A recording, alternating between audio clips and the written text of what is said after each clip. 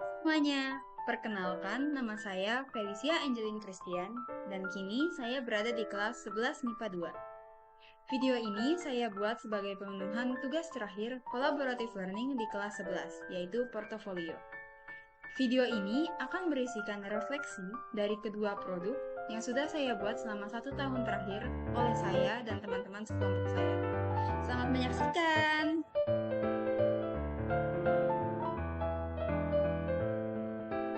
Di produk pertama saya di kelas 11 ini, saya dan teman-teman saya, yaitu Malvin dan Gio, mendapatkan produk berupa podcast. Tema besar dari produk ini sendiri adalah gaya hidup berkelanjutan.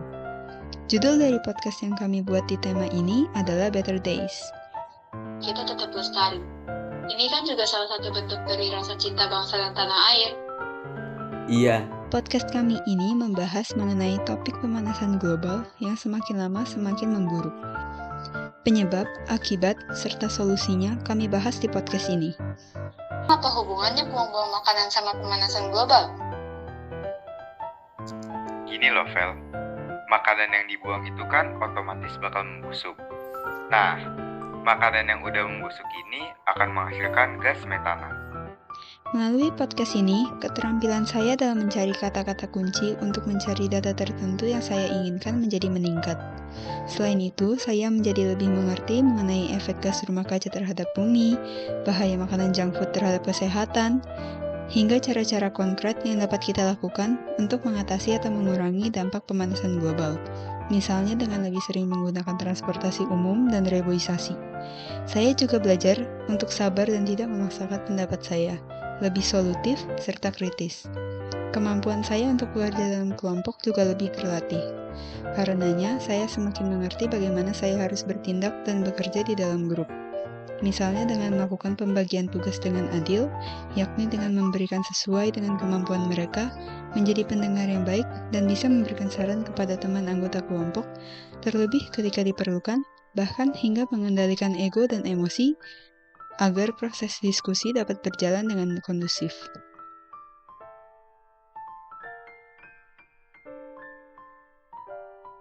Kemudian di tema yang kedua, yaitu bangunlah jiwa dan raganya, saya kembali mendapatkan produk berupa podcast. Saya dan teman-teman sekelompok saya, yaitu Lula dan Aurel, membuat podcast berjudul Rise to Survive dari tema yang kedua ini. Depresi itu nggak sih? Aku pernah dengar soalnya, tapi belum pernah baca. Iya benar, itu buku yang menceritakan tentang Nora, si tokoh utama yang menderita depresi. Diceritain. Pada podcast ini, kami membahas lebih dalam mengenai proses penyembuhan seseorang dari sakit mentalnya.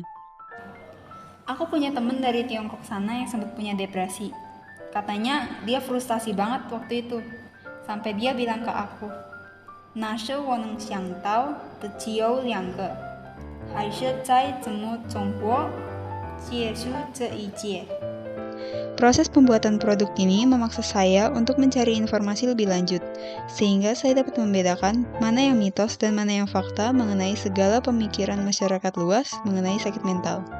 Saya jadi mengerti bahwa kesadaran akan kesehatan mental masih sangat rendah di negara ini. Terbukti dari misalnya orang penderita depresi yang dipikir hanya kurang berdoa dan jauh dari Tuhan, ataupun orang-orang yang memiliki kondisi langka seperti skizofrenia dan histeria yang sering dianggap kesurupan atau kesetanan oleh orang-orang sekitar.